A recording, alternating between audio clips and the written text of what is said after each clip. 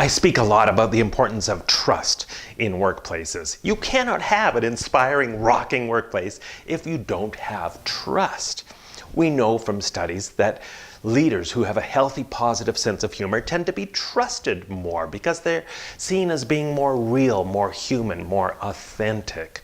We know that when you have trust in a workplace, people tend to communicate more openly and honestly. Trust is positively correlated to less stress at work. It affects absolutely every aspect of your organization. It truly is what I would call a keystone or overarching value from which so many other values and behaviors and attitudes fall out from. You absolutely have to have trust.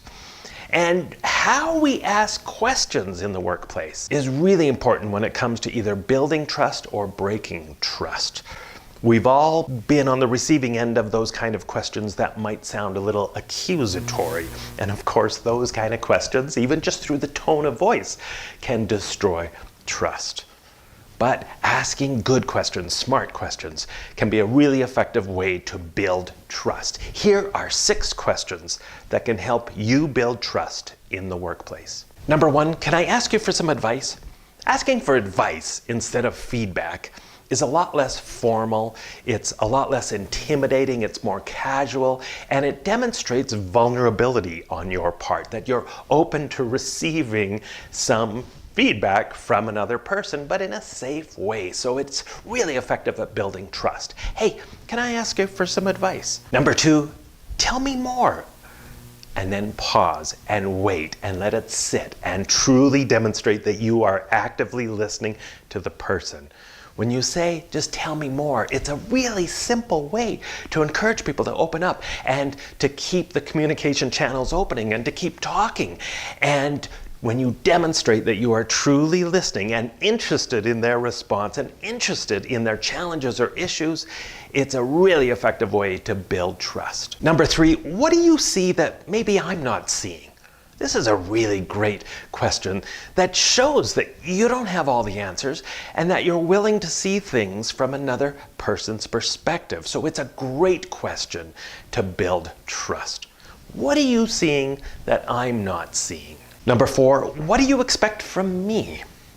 This is a great question to build trust because again, it shows that you're open to receiving some feedback, that you're open to also taking some responsibility in a relationship, and that it's not just one-sided. It's not just you giving expectations to another person, that this is a mutual relationship built on trust. Here's what I expect from you, but what do you expect from me? Number 5, what does support look like for you?